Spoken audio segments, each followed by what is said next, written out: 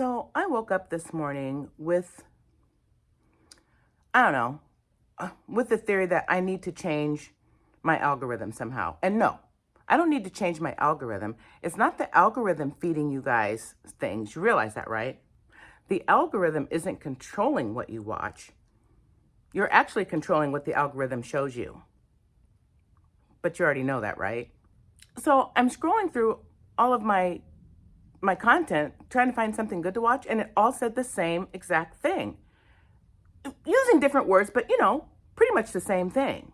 Like, it's all made up, or he thinks it's a game, or she breaks her silence, because that's important. Breaking news, that's also important, right? And after breaking news, the best title of all hell breaks loose. Come on, people. So, if you've watched any of my newer content, you already know my brain doesn't just go one direction. My brain needs to figure out, the pattern of the thing. I need to know contradictions and what's missing. What are the gaps, right? And that's in anything, not just news, you guys. I mean, any content that I'm watching could be spiritual content, could be crochet content, could be about, could be about my autism, it could be anything, right? But one thing I do know with my autistic brain and without it is there's always two sides to a story. And maybe even a third, who knows, right? And the other side of the story isn't necessarily wrong. It's not necessarily opposite. It's just not talked about. Why?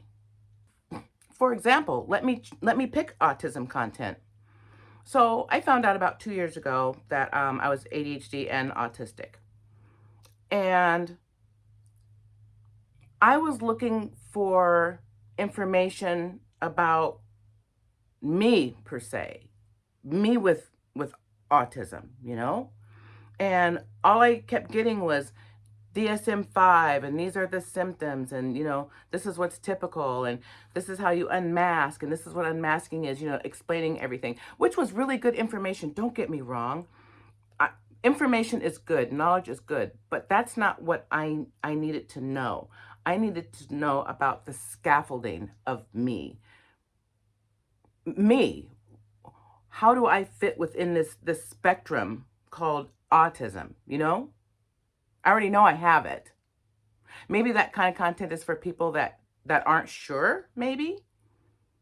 I can see that. But for me, it seemed like everybody watching that type of content, they're looking for checklists, you know what I mean? And symptoms and how to manage, their symptoms. And that's cool. But nobody is talking about what it's actually like to live in the system with yourself, within the autism and within the structures of our brains. And yes, our brains behave differently, as different as a Mac computer to an IBM computer. That's a really good analogy. Yes.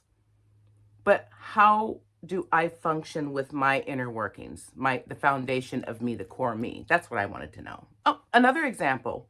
There's a lot of positivity going on out there, and rightly so, right? But it's stay positive and go with the flow and stay calm.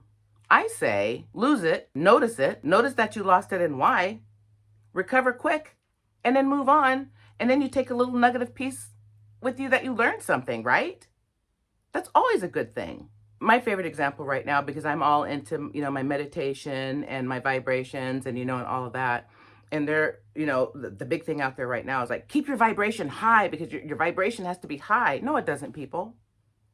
Don't think you always have to be perfect. Your vibration doesn't have to be high. Guess what? You're going to drop it. Let it drop. The real story, the real takeaway is you noticed it while it was happening. And you can use your thinking skills and think about why you were behaving that way. And then you have learned something. And then get your vibration back. That's how it works. You are not expected to stay at high vibration 100% of the time, people. Don't let that content tell you that. There's always another side to the story, 2 or 3 sides. Always. Don't fall for it. But anyway, I'm not here to fight mainstream news, mainstream content, series, whatever, mainstream anything. I'm not here to fight that.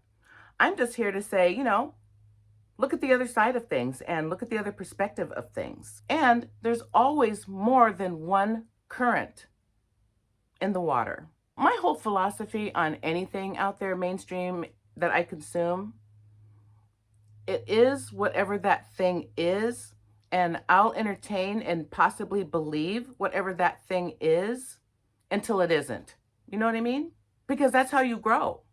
You might believe in something that mainstream anything tells you.